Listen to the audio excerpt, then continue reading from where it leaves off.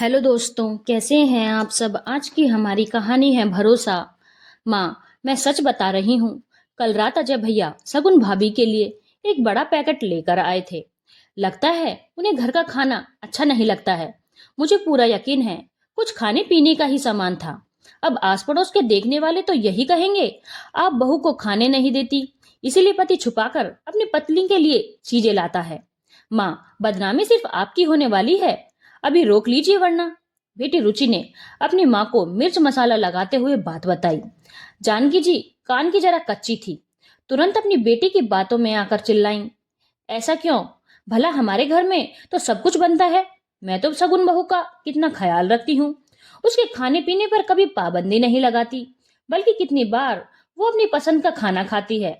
और तो और कितनी बार तुम लोग ऑनलाइन पिज्जा पास्ता भी मंगाते हो, मौके पर बाहर जाकर भी खाते हो। फिर क्यों अच्छा नहीं लगता होगा? और मैंने सगुन को पहले ही समझा दिया था, हमारे घर में कुछ भी छुपा कर नहीं आएगा, जो आएगा सबके सामने आएगा। फिर भी उसने ऐसी हरकत की, मेरे बेटे को बरगलाने की कोशिश की। जानकी जी अपनी बेटी की बात सुन गुस्से से तमतमा उठी, जिसे देख रुचि मन ही मन मुस्कुरा रही थी, क्योंकि उसने सास बहू के बीच में फूट डालने का काम कर दिया था। अजय और सगुन की शादी को 1 साल हुआ है और वो प्रेग्नेंट है। अब आए दिन उसका मन कभी खट्टा तीखा तो कभी मीठा खाने का करता। कभी कभी खुद का बनाया खाना भी उसे पसंद नहीं आता, तो दही अचार से रोटी खाकर भी संतुष्टि पा जाती थी, तो कभी पूरी हलवा से हिक आती थी।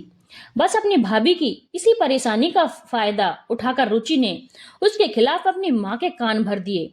क्यों? आइए जानते हैं। कुछ दिन पहले रुचि अपनी भाभी के कमरे में पहुंची।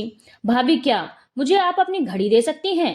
मुझे कॉलेज पहनकर जाना है, शाम को लौटा दूंगी। सगुन एक बहुत ही सुलझी व्यवहारिक लड़की है, इसलिए उसने अपनी ननद को बड़े प्यार से बोला, रुचि बुरा मत मानना, वह घड़ी मेरी मौसी अमेरिका से लाई हैं और मुझे बहुत पसंद भी है। वह मैं तुम्हें नहीं दे सकती, तुम चाहो तो कुछ और मांग लो। वाह भाभी, 2 कौड़ी की घड़ी मांगी तो मना कर दिया, अब कुछ और क्या मांगू? अभी आपकी साड़ी मांगूंगी तो कहेंगी बुआ की साड़ी है, पर्स मांगूंगी तो कहेंगी दीदी ने दिया है। क्या मुझे मंगता समझ रखा है? वो तो आपको अपना समझकर मांग लिया था, मगर आपका दिल तो बहुत छोटा निकला। ऐसा मत कहो रुचि, पिछली बार मैंने तुम्हें लहंगा दिया था, तुमने पार्टी में खाने पीने के दाग लगाकर खराब कर दिया। उसके बावजूद भी मैंने अपनी सबसे सुंदर सैंडल दी थी, वो भी तुम तोड़ कर ले आई थी, तब भी मैंने कुछ नहीं कहा था। वो घड़ी मेरी मौसी की है, इसलिए तुम चाहो तो शाम को अपने भैया के संग जाकर अपने लिए पसंद से सुंदर सी घड़ी ले लो। हद होती है भाभी, घर में चीज रखी है वह तो दे नहीं सकती, भैया के नाम का एहसान बताती हैं। जाइए, मुझे नहीं चाहिए आपकी घड़ी। मुझे तो पहले ही पता था आपको मुझसे कुछ लेना देना नहीं, आपको तो बस भैया प्यारे हैं, हम लोग आपके अपने थोड़ी ना हैं। बोल पैर पटक कर उसके कमरे से चली गई। बस इसी बात से चिढ़कर उसने सगुन से बदला लेना चाहा और अपनी माँ से डांट पड़वाने का प्लान बनाया। उसने अपनी माँ को भड़का दिया ताकि सास बहू के बीच में तू मैं हो जाए तो बड़ा मजा आए। गुस्से से जानकी जी सगुन के कमरे में पहुंची तो देखा एक डिब्बा पलंग के सिरहाने रखा हुआ था, जिसे देख उनका शक यकीन में बदल गया कि अजय सगुन के लिए छुपाकर कुछ खाने के लिए लाया था। वे बोली, सगुन बहू, हमने तुम्हें किस बात की कमी रखी है जो तुम मेरे बेटे से चोरी छुपे खाने पीने की चीजें मंगवाती हो, जबकि मैंने तुम्हें पहले ही कह दिया था हमारे घर में यह सब नहीं चलता। जो करना है तुम मुझे बताकर भी कर सकती थी, सब मंगवा सकती थी। फिर यह छुपाकर घर से सामान लाना क्यों? अभी भी वक्त है, सुधर जाओ। सगुन अचानक से अपनी सासू माँ की बात सुन हड़बड़ाते हुए बिस्तर से उठी और बोली, माँ जी आप क्या कह रही हैं? मुझे कुछ समझ में नहीं आ रहा।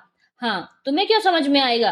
तुमने मेरे बेटे को गुलाम जो बना लिया है, अब तुम जैसे चाहोगी वैसे ही नाचेगा, और इस घर में कल को 2 चूल्हे भी हो जाएंगे, क्योंकि तुम्हें हमारी रसोई का खाना पसंद नहीं आता, इसीलिए चुगली कर अपने पति से छुपकर खाना मंगवाती हो। सही कहते हैं लोग, आजकल की लड़कियां सास ससुर के नियम कायदों में रहना नहीं चाहती, उनकी सेवा नहीं करना चाहती। बस उन्हें तो अपना पति प्यारा है, उसे कब्जे में करने के लिए साम दाम दंड भेद लगा देती हैं। चिल्लाने की आवाज सुनकर ससुर विजय जी कमरे में आए और बोले, ऐसा क्या हो गया जो तुम अपनी बहू की हालत जानते हुए भी उस पर चिल्ला रही हो? कोई बात है तो आहिस्ता से भी बोल सकती हो। और अगर अजय कुछ लाया भी है तो इसमें गलत क्या है? बहू का मन इन दिनों कुछ भी खाने का कर सकता है, इतना तो तुम समझो। नहीं जी, मैं कुछ नहीं समझूंगी, समझना इसे पड़ेगा। यह घर मेरा है और यहाँ इसकी मनमानी नहीं चलेगी। अरे यह कोई अकेली है जो बच्चे पैदा करने वाली है? मैंने भी 2 बच्चे जने हैं, मगर ऐसी हरकत नहीं की। किसी को पता नहीं था। अचानक अजय बाथरूम से बाहर निकला और बोला, माँ, सुधरने की जरूरत आपकी बहू को नहीं, बेटी को है। अचानक से अपने भाई को देख रुचि घबरा गई। उसे लगा भाई घर पर नहीं है, तब तक भाभी की क्लास लगा ली जाए। पर गलती तो बहू की है, बेटी को कुछ बोलना।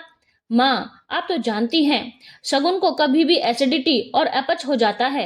कल रात को भी खाना खाने के बाद उसे उल्टियां हो गई, फिर भी वह चुपचाप सोने की कोशिश करने लगी। अचानक से बोली, कुछ मीठा मिल जाता तो मुंह का स्वाद ठीक हो जाता। मैंने सोचा आपको जगाकर आटे का हलवा बनवा लूं, पर देखा आप सो रही थी, इसलिए मैं खुद उसके लिए गाजर का हलवा बाजार से ले आया।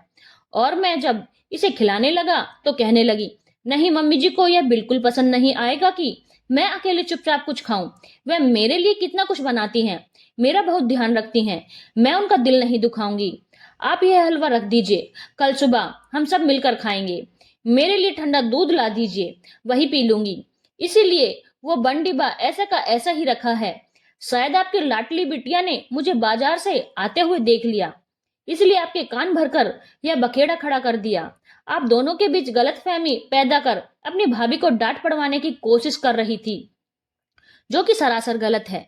पिछली बार भी आपको सम्मान न देने की बात पर कितना भड़काया था, तब भी आपने शगुन को ना जाने क्या क्या नहीं सुनाया। शगुन मुझे इसकी हर हरकत के बारे में बताती है, पर हम इसकी हर गलती को नादानी समझ माफ कर देते हैं।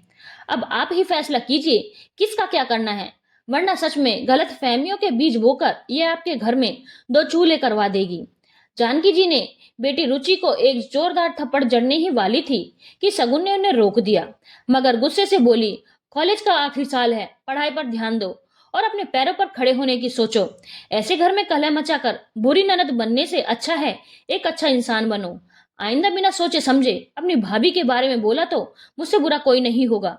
रुचि ने भी अपनी अपनी भाभी भैया से माफी मांगी और कहा, आगे से इस तरह की कोई गलती नहीं होगी।